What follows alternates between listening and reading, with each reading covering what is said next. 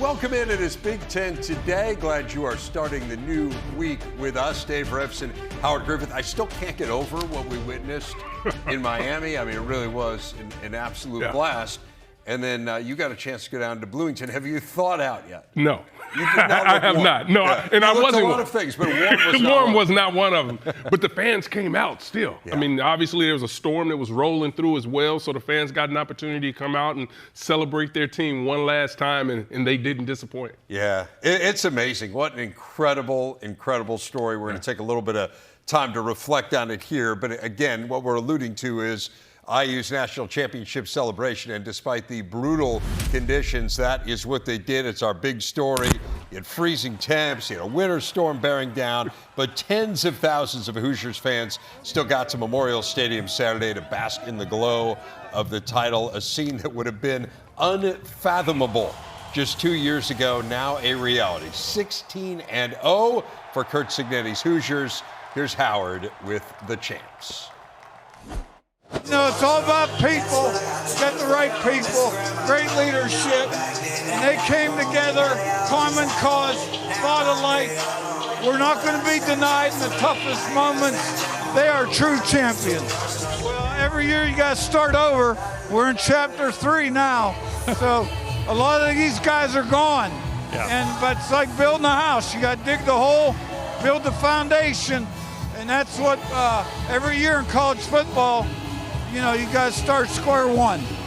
You know, there's been so many emotions over the past couple of days, but it hasn't all like sunk in yet. Yeah. But standing up there, it sunk in, and it was pretty emotional. I was getting emotional up there because I was like being back with the boys and goofing around, but also like watching the video boards of everything. So, yeah, it's we're gonna have a fun day today and hang out and kind of we're gonna celebrate. Good. I know when you're going to the playoffs, you have that really long bye, and a lot of people, it kind of comes back to bite them.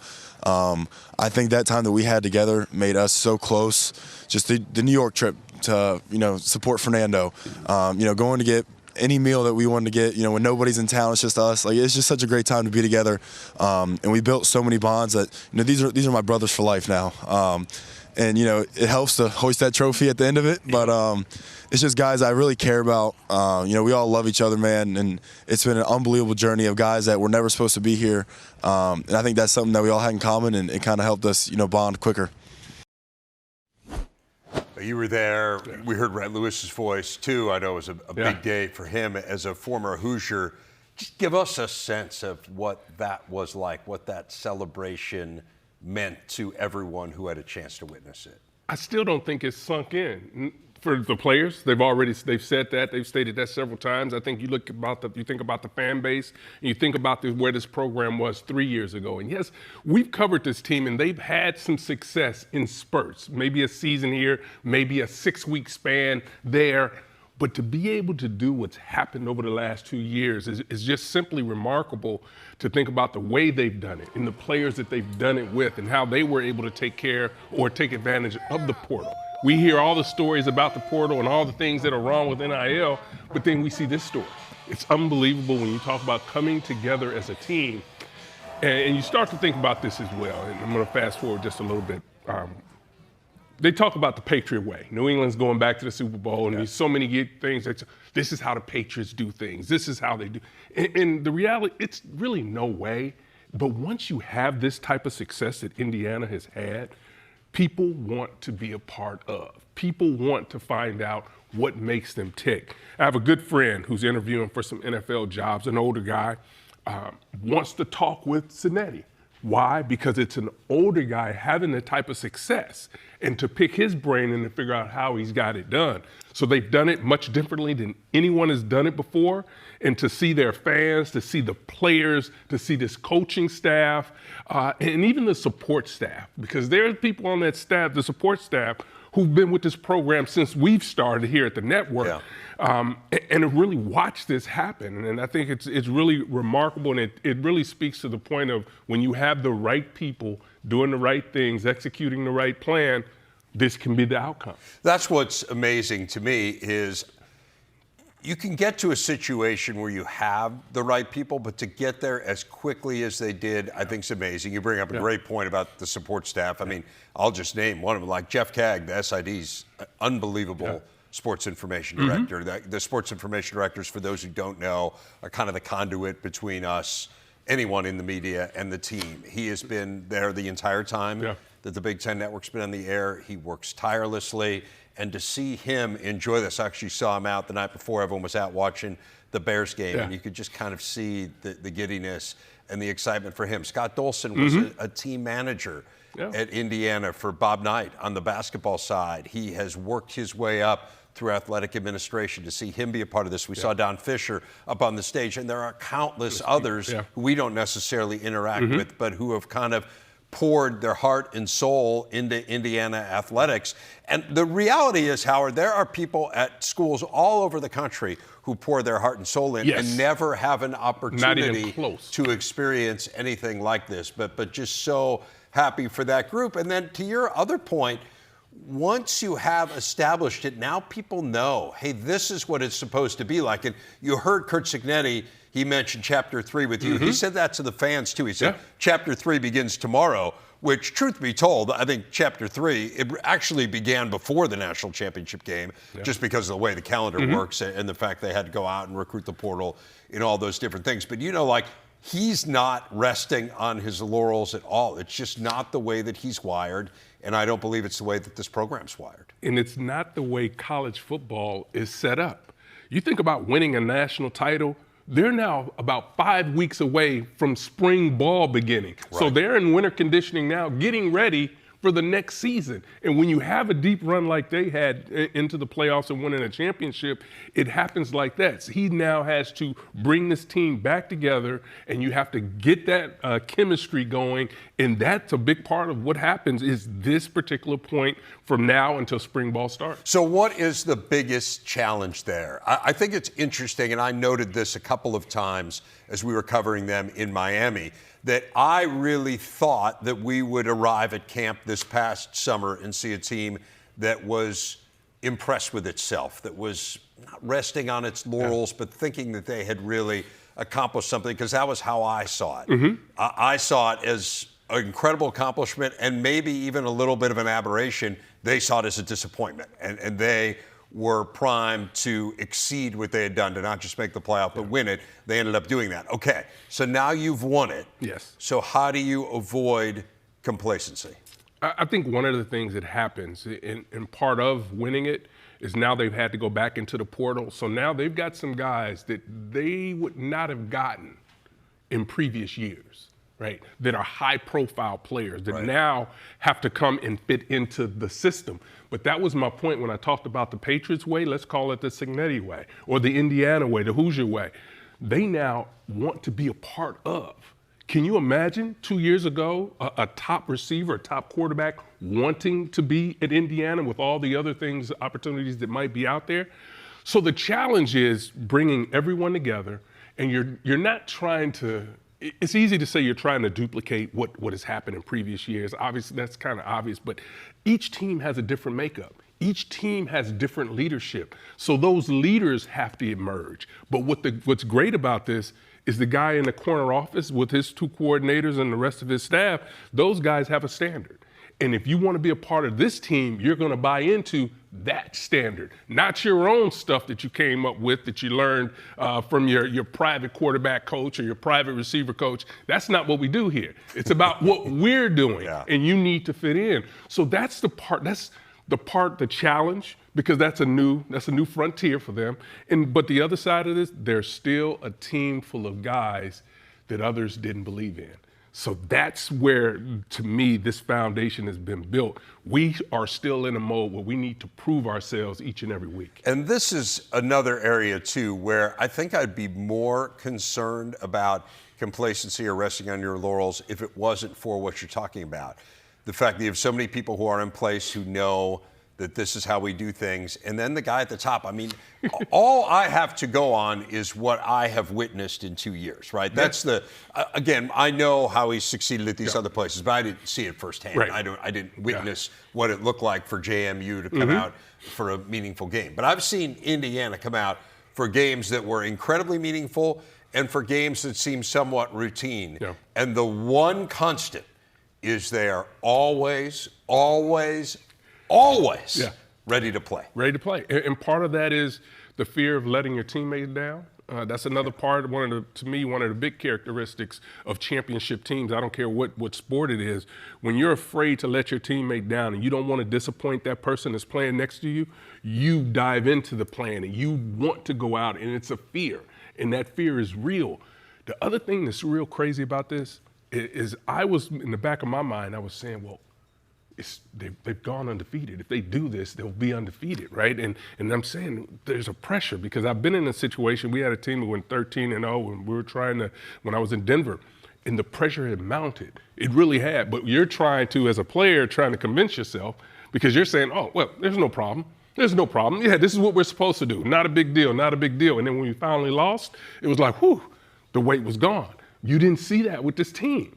And they didn't feel it. And I've asked several of the players, and that's amazing that they never felt the pressure because the standard was so high.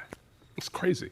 Yeah. It's something it's remarkable. There's a lot of human nature elements here that I think Curt Cignetti has done an amazing job of not letting creep in. Because I do, again, we've watched sports. You've been in those locker rooms. I mean, as you say, you were a part of a very similar situation. Mm-hmm. Certainly, I've watched enough sports in my life to see people say, okay, now we're the cream of the crop. We're the guys who invented the game, as our buddy DiNardo likes to say, and we got nothing to worry about. We just need to roll out the balls, and that's never been the way that they have attacked this. Yeah. So we mentioned next year, and some of the pieces starting to fall into place. A couple of the key cogs of this team announcing that they are coming back. You got Carter Smith, who will return the Big Ten Offensive Lineman of the Year. Year 5, let's run it back. Guy's been there his entire career. That's kind of a cool story, right? Was recruited by the old staff. And then one of the key JMU transfers, Tyreek Tucker, defensive tackle, also announcing his return, really emerged as a force this season with 6 sacks. The other thing that does stand out, and I agree with you that I still think like kind of the general vibe of this group is going to be somewhat overlooked players. Yeah. But 247 now has them as a number 7 team in the portal, and it's always hard to, when you've got those rankings, right? Because you have some portal teams, particularly those who have turned coaches over, where you're looking at 35 players that they've signed. Indiana's at 17. Mm-hmm. And so how do you rank a class with 35 versus a class with 17? It's hard to distinguish between those two, and sometimes volume gets you ranked higher. Yep. So for a class of 17, they're about as high as you could be. There may be 2 or 3 that are kind of in their neighborhood. Yeah. So this is a little different. You do have players now who are coming maybe from higher profile programs who maybe more schools wanted. Fernando Mendoza was a little bit of the exception. Mm-hmm. Last year, he was very highly recruited out of the portal. But again, last year was more of this production over promise and over potential and guys who hadn't necessarily been marquee recruits, but they had produced at lower levels. It's a little different now, Howard, and so how does that dynamic change? It is much different because if we talked about, I know you're asking about the portal, but let's go back a little bit and just talk about the recruiting process as a whole. Yeah. They're going to get higher profile, higher rated players are now interested in Indiana for all the reasons that they've proven on the field. And when you look at the portal, one way, you mentioned that there are some teams that have had to sign 30-plus kids. They've signed 17. But if you look at their average star, I think they're still the star rating for individuals. They're probably in the top 5. So this is a program that, once again, has identified the pieces and players that they need. Do they need to retool a couple of positions on the offensive line? Yes. Do they need to bring in a quarterback? Yes. Could they use another wide receiver? Yes. D lineman? Yes. They continue to address it. It's almost like free agency in the National Football League, where you have an opportunity to go out and get better. And you find the player, you identify the players that can come in and improve your program immediately. And that's what we really watch this team do. One of the things that's still going to be fun to watch with this coaching staff is their evaluation of the higher profile player. because it's just not about production. It is, but once you move into the higher profile player, there are other things that go along with that as well. And so as those guys start to come into the program, that's when it's going to be key for the current roster and for the current leadership on the team that they say, hey, guys, this is kind of the way we do things. And again, I say, when you're a higher profile guy coming into a program like Indiana, which is the cream of the crop right now, you want to fit in because guess what? You want to know, how did they make this happen? Because as much as we're fascinated by it, so are real players. They want to know. They're like, well, they did that? Well, what about if I implement my skill set into that? What can I be? So those guys now are dreaming about their potential and how much better they can get at the game of football. I think one of the things that was really cool about this team, and there were many of them, but what you're talking about is some of the players who came in who may have been the highest profile guys, Mendoza and Coogan, Roman Hemby. Yeah. These guys came in with a proven track record, and they became leaders within the locker room because they embraced everything that Indiana was about. And I would almost say you have to be oblivious at this point, if you are coming into IU, to not understand what it's all about, because you saw it front and center, and if you're paying any attention, you understood that, hey, this is about the whole. Yeah. This is not about the individual, and those who are the individual stars are the quickest out there to defer and to praise others, and that speaks to what they have all built. Yeah, they've done a tremendous job in doing that. And I think we also have to talk about some of the former players, the Rhett Lewises of the world that have been able. Trent Green, saw him after the game. He was as excited as anybody. There were so many players that have been a part of this and it's had some special moments, but it was different because Indiana had never done this before in football. To watch just how excited the alums that played here were about this program. There wasn't a part of them that was like, oh, I wish it was me. Everybody wants to be a part of that, but to watch this team operate the way they operate, kind of selfless and a true team, really was encouraging. And really, I think it also brings to point, every team is always bigger than an individual, and if you can buy in, you can really achieve some of your greatest achievements when you talk about athletics. I think one of the things that really stands out with the former players, and I was talking about this actually before the game on Monday with Scott Dolson, every school's special. And everyone understands the specialness of the place that they attended or they played, and you want the rest of the world to understand what a special place it is. And I think this holds true for, again, every school in our league, every school in the country. Everyone has that experience. Where, hey, this is my place, and this place is great, and I want to show you how great it is. And for someone like, again, Scott Dolson or these people who have been there forever to show the world, hey, look at our place. And again, the Trent Greens, the Antoine Randallels, all these people who gave so much in terms of blood, sweat, and tears. It's really cool. The big board taking us through the weekend that was in Big Ten hoops. It started Friday with Indiana and Michigan picking up wins. Michigan State, its second largest margin of victory ever in a conference game. Saturday, Nebraska still perfect after topping Minnesota on the road. Illinois, a remarkable win at Purdue. And then two more games yesterday, including USC winning at Wisconsin. Taking a deeper dive, I mentioned the remarkable nature of the Illini win. What made it remarkable? Keaton Wagler, a Big Ten freshman record, 46 points against the top 5 team on the road. Crazy.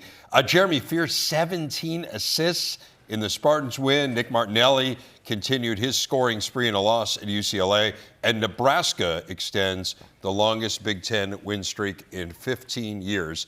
As promised, Rapheal Davis is here. So let's dive into some of this. We've got to start with Wagler. I mean, just speechless watching his performance. It is one thing to score 46 points in a Big Ten game. It is wholly another to do it in a supercharged road environment, maybe the toughest place to win on the road in the Big Ten, certainly among the top few, against a top 5 team. I mean, coming off a loss, a top 5 team that was probably not in a great mood. It was an amazing performance. I mean, without Kylan Boswell as well, your backcourt running mate. I mean, you look at Keaton Wagler's performance in both halves, a full 40 minutes. It was masterful, and it was on both ends of the floor. But offensively, he was special. It was nothing pretty about it. It wasn't an athletic. He wasn't going to hanging on rims. He was just playing the game the right way, getting to his spot and making shots. He made 9 threes in the ball game, and he didn't have it from deep. He was getting downhill to that right hand, and he was finishing at the basket. You go to winning time, the final 5 minutes of the ball game, it was simple for Illinois. Get Keaton Wagler the ball at the top of the key, give him a high ball screen, and let him create from there. He was getting his own game on, but when Purdue, they started to hedge a little bit. They started to do different things against that ball screen. He started to find Ivisic. He started to find Merkovich. He found Jake Davis on a beautiful cross-court pass to the corner for a three that might have won them the game. It was a big-time performance because I've been going to Mackey Arena for a long time, since I was 13 years old. I haven't seen a performance like this. You got to go all the way back to when Evan Turner came in and Mackey had 30 in that second half. This performance was big time on all fronts. Yeah, I mean, again, it's not hyperbole to say it's one of the great performances in Big Ten history. Again, most points for a Big Ten player in a road game since Mike Woodson. It's crazy. In 1979, the most ever scored by a Big Ten player against a top 5 opponent, the most ever for a Big Ten freshman in a game, and the most points the opponents ever scored at Mackey. That's crazy. And he had that with 9 minutes to go. And he took 17 shots. Right, the efficiency's incredible. And it's to your incredible. Point, he's their point guard. Exactly. And he distributed the ball. I mean, they had that stretch where they had 4 straight threes, a bunch of other guys It's just got a great hitting feel. threes. Let's talk about Illinois kind of more broadly in that win. I mean, again, you mentioned it. You don't have Boswell, who I think is in a lot of ways the engine or the heart of that team, although Keaton Wagler is certainly making a strong case for that as well. But, man, I mean, the offensive rebounding is phenomenal. And to go in and pound Purdue on the glass. Purdue. Yes. No one pounds Purdue on the glass, but Illinois did. You think about what Coach Painter did this offseason. He goes out there, he gets Oscar Clough because Oscar Clough was the best rebounder in the country, and that's what Purdue was missing a season ago. It just didn't matter. When his shot went up, Illinois was looking for bodies. David Merkovich, after the game, he had a great quote. I loved it. He said, if I wasn't able to play in this game because of an injury, I'd have took myself out. I wouldn't have been able to live with myself coming out of that locker room because they care that much. And you heard go a couple games back. They win a game on the road. Kylan Boswell was in the interview. It was a big-time performance. They asked him, what does Illinois need to do to reach their ceiling? He said offensive rebound. And it was on full display. They punished Purdue on the glass. 13 offensive rebounds, 18 second chance points. That's the game. Keaton Wagler was special. He was incredible. The game plan was almost let Keaton beat us. If he does, well, he did. But if he does, we live with it. And they did let him beat you. They did let him beat you. But you can't get punished on the glass like that if you're the Boilermakers. You got to hit. You got to be physical. You got to have a nose for the basketball. Illinois was just a tougher squad down the stretch because they were tougher on the glass, but when winning time, it was no mistakes on either end of the floor. Outside of that, Andre Stojakovic fouling Braden Smith on that three-point shot. The defense was stout. Offensively, they got to their shot every time down the floor, down that final 4 minutes. It's pretty crazy if you're Purdue and you shoot 57%, have 3 turnovers. Crazy. And you lose the game. So, but I will say for Purdue, yes. Fletcher Lawyer can't have a game against another great team and only give you 2 points. And then down the stretch, you look at Traycoff and Rent second half, 4 points, only 3 field goal attempts. It can't just be the Braden Smith show. Those other guys have to produce for Purdue if they want to reach a Final Four. 2 straight losses for them. They are at Indiana tomorrow. Let's get in Nebraska. They have a huge game tomorrow at Michigan. And there was a little bit of a fear, I think, that maybe you overlook going to Minnesota. I think we've all seen Nico Medved has Minnesota playing extremely well despite being really shorthanded. And you look at that first half in the barn and say, oh, man, here we go. I mean, Minnesota hits 9 3-pointers. Nebraska did not play well. Thank goodness for Sam Hoiberg, because he was the one guy in the first half who was ready to go for Nebraska. And then the second half, they just turned it on. Man, I watched the clip from that game, and Coach Fred Hoiberg, in that halftime, the way he talked to his team, I didn't know Coach could get like that. You look at Coach Hoiberg on the sidelines, calm, cool, collective, chill guy. He laid into those dudes at halftime. And good teams, they always respond to great coaching. And I loved it in that second half because, Price Sanford was incredible. You think about this, Dave. Price Sanford had 20 points in that second half alone. Minnesota scored 21 points in the second half. He was big time. He's cutting off the basketball, that high pin down out of the corner, knocking down shots at a high rate, just giving Minnesota all types of problems on the offensive end. But for me, the thing that changed in the second half was the defensive intensity. It ramped up for a high major when you think about Nebraska on that side of the floor. They did a tremendous job of simply keeping Minnesota out of the lane. You go in that first half, Minnesota got hot. They made 9 threes, but it was how they got their threes. A lot of dribble drives, get in the paint, kick out. A lot of back cuts, the defense sinks in, kick out. In that second half, Nebraska cut the water off on getting the basketball in the paint. And if you can't get in the paint, your offense is going to struggle. It was just a big-time display of defense by the Cornhuskers. Yeah, to your point, you hold the team to 21 in the second half, you're going to win a lot of games. And Fred Hoiberg said kind of what you said. Hey, good teams find a way. Yep. And they found a way. And so now you look at the huge week that they have upcoming. They have Michigan tomorrow, as I said, then at home with Illinois on Sunday.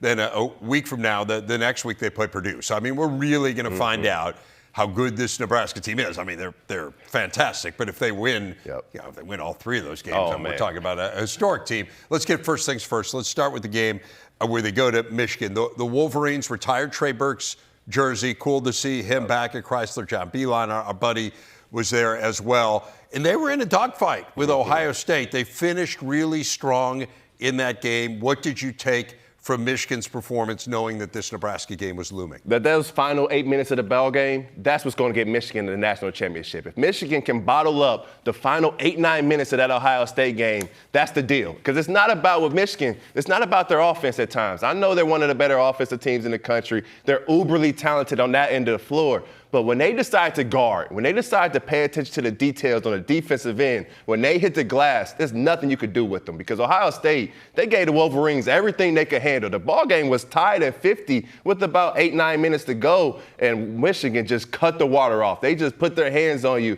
and they just put you in your spot like you're a little kid. They turn you over, they get out in transition, they dominate the glass, and they put Bruce Thornton in the bottle. And they put the top on, and they never let Bruce out of that bottle. So if I'm Michigan, if I'm Dusty May in that locker room, if we can do it against a good team in Ohio State for 8 minutes to win the game, why can't we do it for a full 40? If Michigan, if they can put together full 40-minute performances of just playing hard, just fighting, just being dogs, it'll get them all the way to a Final Four. They win them a national championship, and that's before the offense even comes into play. The defense is phenomenal. They're second in the nation in defensive efficiency. I think we really saw with how they handled Bruce Thornton. They held him to 10 points. He hobbled off in that last minute, and Jake Diebler saying afterwards he thinks that he's going to be okay, is not fearing that it's a long-term thing. But to your point, I mean, defensively, they're just so big. So big. It's so hard to score over them. Yes. and that's what you've got to do. Yep. And, I mean, again, offensively, obviously, they're a machine as well. But to me, it's the defense that really separates them. Dusty May said, hey, man, monster week. And it is. Nebraska at home, as we talked about, then at Michigan State on Friday. Again, this is a huge week. Big time week. A Big Ten basketball. We're going to find out so much here, all these big games. But for Michigan, getting a chance, you survive that game, and now Nebraska in front will be a super charged atmosphere at Chrysler tomorrow. One more game I wanted to ask you about, USC. USC had lost at home to Northwestern last time out. And then they turn around and you go on the road and you beat Wisconsin, a Wisconsin team that was playing very well. Chad Baker-Mazara down the stretch, just incredible. But to dig the kind of hole that they dug on the road and then dig their way out of it, this was the best win of the year for us. Oh, it was huge. And I love how they went about it. Chad Baker-Mazara, he was big time, down the stretch. Give him the basketball, move out the way, let young fella go create. 29 on the road is big time at Wisconsin. You don't go into Wisconsin and just get those dudes a 30-piece. And that's what Chad Baker-Mazara was able to go out there and do. It was outside. He was getting into the lane. He was coming off that ball screen, finding teammates. But the game was won on the defensive end. USC in those final 12 minutes of the game, they just turned it up just another level, and they took over the game with their physicality and their toughness. You think about Wisconsin, how they've been rolling this season on the offensive end. Second half of the game, Wisconsin scores 30 points, and they shoot it 25% from the field. That's got to be the identity for the Trojans. It's got to be defense. It's got to be rebounding. And you got big fella Chad Baker-Mazara. You get Arenas going a little bit. This team can still make some noise. Yeah, really good win. Quad one, road win. Wisconsin, again, they've been playing so well. They are really dependent on the three, and you're occasionally going to have nights where you just don't shoot well. They're 9 of 37 from three. It's going to be hard for them to win games like that. But I'm with you. I mean, give a ton of credit to USC because they were a big part of the reason that the Badgers struggled from the field. More from Rapheal coming up in the show, but next, we turn our attention to wrestling. Shane Sparks is up, so you know it will not be boring. We will dig into the weekend. Penn State rolling as usual, plus a rough weekend for the Huskers. What it all means, straight ahead.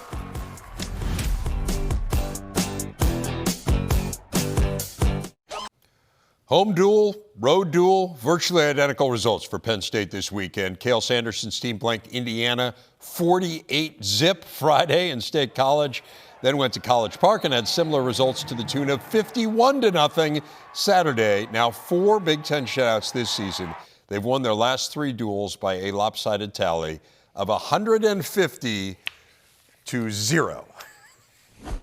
Shane Sparks is here. I almost kind of, we talk about Penn State often, and I've almost gotten to the point where I feel like, what else is there to say? Like, have we run out of adjectives? But it's not my job to have those adjectives and that description. It falls squarely on your shoulders. So, Shane, like, where do you go with how good they are? When you are announcing some of those results, I'm over here trying not to laugh out loud because this has become comical, quite frankly. This past weekend, the 2 shutouts, they won 2 Big Ten duels in a span of 24 hours, which is incredible. But listen to this. 94 takedowns to 5. 94 takedowns in 2 duel meets. That is incredible. It is their 7th shutout of the season. 4 in the Big Ten. Wrap your head around this. In their 5 Big Ten duel meets, that is 50 individual matchups. And this is the stat I was telling you about before we came on. I think it's the most crazy stat I've ever maybe said on this show. 50 individual matchups, Dave. They are 49-1. This is the Big Ten. 49-1, 4 shutouts in 5 Big Ten duel meets. I don't really know what else to say about this. No, it's wild. And again, this is the best wrestling conference in the country, and it's really not all that close. And so to do it there, let me ask you this about Penn State. I want to move on to some other results for the weekend, because again, it's almost like, what is there to say?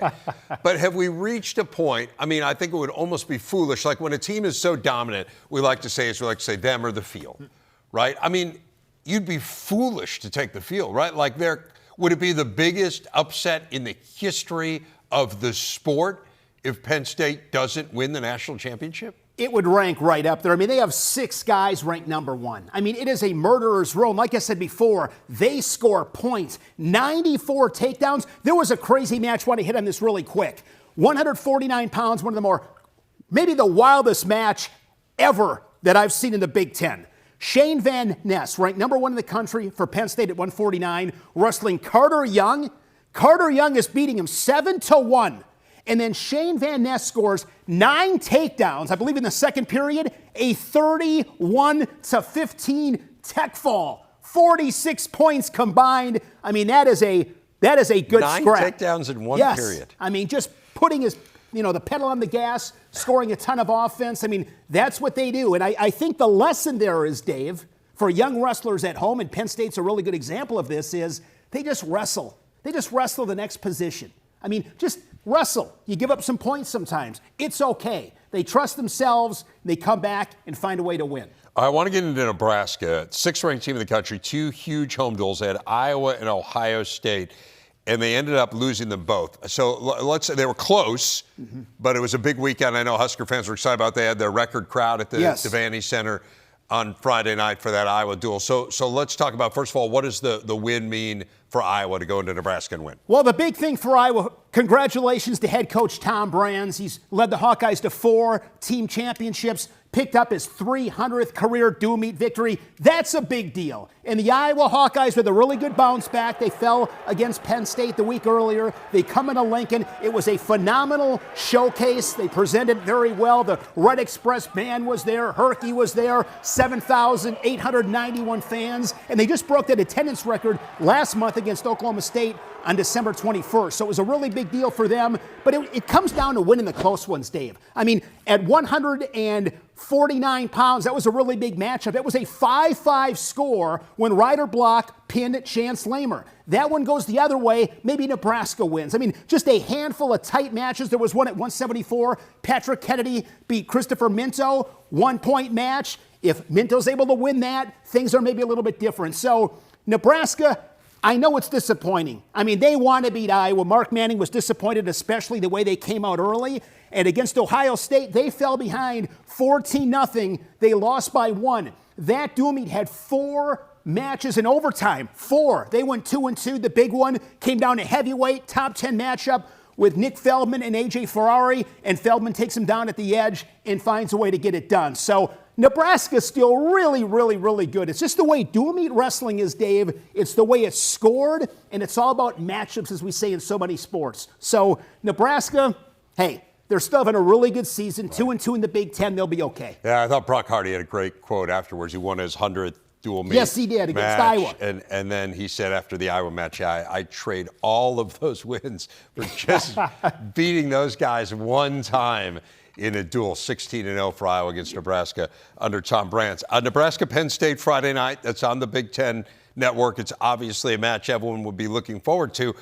Again, like, it's unreasonable to think. I think I don't want to jinx it. But it would be the shock of all shocks were Penn State now to win the duel. That said, give us a sense of what we can look for against what, as you've said, is a really good Nebraska team. And I'm looking forward to this dual meet. As you said, Big Ten Network inside Bryce Jordan Center. They'll have 16,000 people there. I mean, it is a great atmosphere to watch college wrestling. Few matches that stand out. 141 pounds. You got a couple of All-Americans. That'll be a really good match. Brock Hardy, the reigning Big Ten champion, 3-time All-American. Braden Davis for Penn State. He's up from 133, was an All-American last year. I like 141. 157 pounds. This will be a big one, Dave. The reigning national champion and Antrell Taylor of Nebraska. Cornhusker got off to a little bit of a slow start, but he's been really good against P.J. Duke, a true freshman for Penn State. He's phenomenal. Of course, at 133, got Marcus Blaze. That'll be a matchup with Jacob Van Deen, All-American.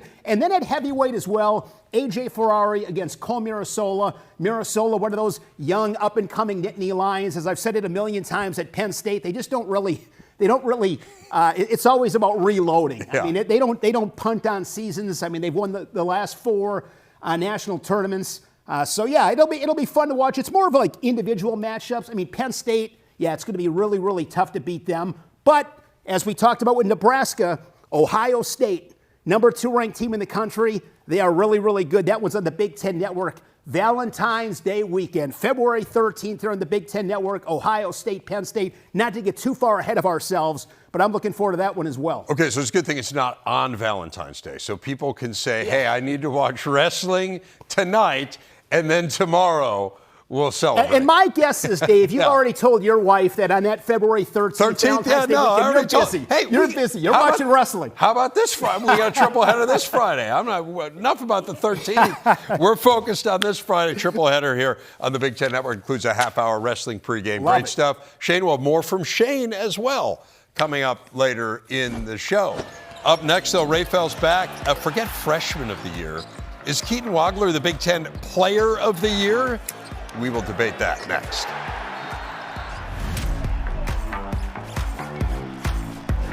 Sung the praises of Keaton Wagler and his amazing Saturday performance. How good was it?